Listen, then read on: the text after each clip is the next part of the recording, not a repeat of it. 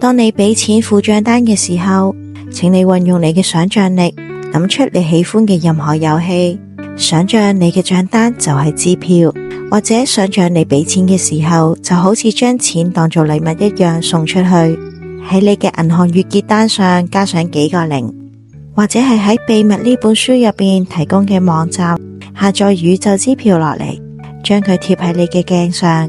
你嘅雪櫃上、電視熒幕嘅下方，或者係微波爐上面、你嘅書台，以至係你嘅電腦，一啲你經常會睇見嘅地方，就讓自己去玩，甚至乎係假裝想象一啲遊戲出嚟，讓富足嘅感覺滲入去你潛意識入面。想要獲得最快嘅方式就係給予，因為給予啟動咗接收呢個相應行動。我哋付出幾多就會接收幾多，無論去到邊一度，都要將最好嘅你給予出去，給予出去一個笑容，給予感謝，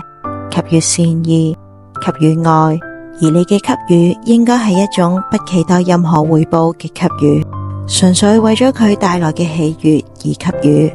久而久之，你就會形成一種習慣，你將會喺你生命入面獲得更加多嘅嘢，讓你嘅生命變得更加豐盛同美滿。世界上每一個宗教都話俾我哋知，我哋要有信心。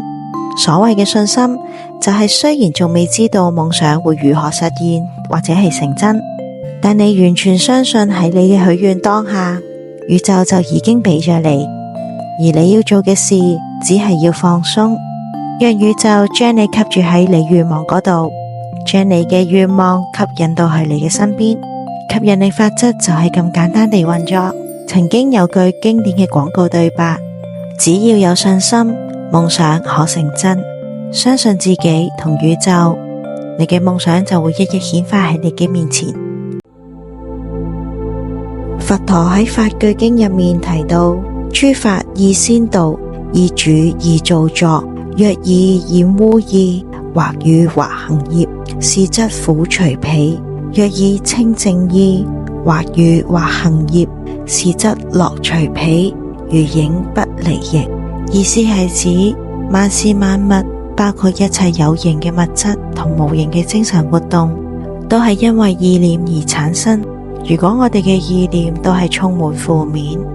同一啲煩惱結合嘅思維，因此我哋有負面嘅語言同行為，痛苦就會追隨住我哋。假若我哋內心係充滿平靜同喜樂，語言同行為都充滿正面的話，喜樂嘅生活同事件永遠都會跟隨住我哋，就好似影子一樣，永遠都唔會離開。因為萬事萬物都已經存在喺靈性嘅世界中，所以你想要嘅事物亦都存在，而事實上佢一直都喺度。因為喺靈性嘅世界入面冇時間嘅問題，對我哋呢個有限嘅心智嚟講，呢個可能係難以理解嘅概念。但重點嘅係，如果你想要嘅事物一早已經存在，你就可以了解到你要求嘅呢一刻，宇宙已經俾咗你。而你要將你想要嘅事物從靈性世界帶到去物質世界，你必須要發出同你想要嘅事物同樣嘅震動。你冇需要創造出你想要嘅事物，因為佢一早已經存在，成為你想要嘅事物嘅震動，然後你就會透過你自己將佢帶進去你嘅物質世界入面。當你批評或責怪任何事或任何人嘅時候，留意一下你嘅感覺係點樣。呢啲唔好嘅感受正喺度清楚話俾你知，你喺度吸引緊一啲負面嘅事物。留意呢個唔會失誤嘅引導，宇宙正透過你嘅感覺將佢傳送俾你。我哋唔值得去感覺任何唔美好嘅事物，請大家減少去批評或者責怪任何嘅人或者係事物，讓自己嘅感覺長期處於喺良好嘅狀態，吸引更加多美好嘅感受嚟到身邊，讓喜悅時刻與你同在。喺呢度有一份清單，可以確認你係咪打開咗你嘅接收頻道。你有好好地接受讚美嗎？你有輕鬆接受過意想唔到嘅禮物嗎？有人提議要幫手嘅時候，你有冇接受？你接受過朋友請你食嘅飯？呢啲都係小事，但係佢哋會幫助你知道你有冇敞開嚟接受。要記住，宇宙會透過每一個人、每一個情況採取行動，就係為咗要送貨俾你。假若你經常拒絕其他人嘅讚美，或者係拒絕其他人嘅幫忙，未懂得如何去接受你向宇宙所發出嘅訂單，宇宙又點樣可以送到去你手上呢？因此，我哋除咗學會給予之外，亦都要學會接受。你嘅想法同感覺就係因，顯化出嚟嘅一切就係果。因此，假如你內化呢一刻想要嘅事物，你就完成咗你需要做嘅事。全庫中，形於外。你內在所想嘅事物，會如實地呈現於你嘅外在。要記得，你嘅內在就係因，外在嘅世界係果。由此可見，我哋只需要調適好我哋嘅內在，調適好我哋嘅想法同感覺，一切我哋想要嘅事物就會成功顯化出嚟，喺外在嘅世界會得到一一嘅實現。如果你某個行動好似同你想要嘅事物互相抵觸，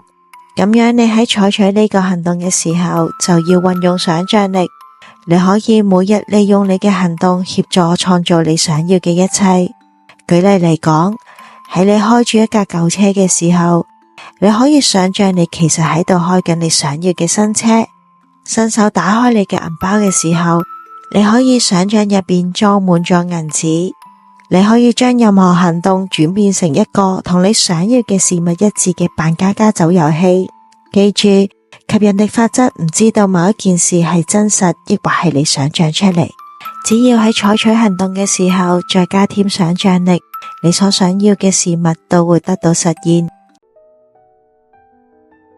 秘密呢本書嘅作者喺製作秘密影片嘅同時，亦都喺度學習吸引力法則。而有一段時間，佢犯咗一個錯誤，就係喺外在世界尋求協助。佢所製作係耗資幾百萬美元嘅影片。一開始佢背負好多嘅債務，而無論去到邊度尋求協助，佢需要嘅幫助都冇出現到。一道又一道嘅門喺佢面前關上，佢喺錯誤嘅地方尋求協助，因為宇宙嘅所有力量其實都係佢嘅內在。一旦佢轉變咗自己同內在嘅力量連結，並且讓自己專注喺內在嘅時候，可以讓宇宙去揾出最完美嘅路。佢完成咗佢嘅部分，並且用身心靈堅守佢需要嘅結果，於是前面嘅路亦都會亮起嚟。多謝大家嘅收聽，我哋聽日同樣時間再見，拜拜。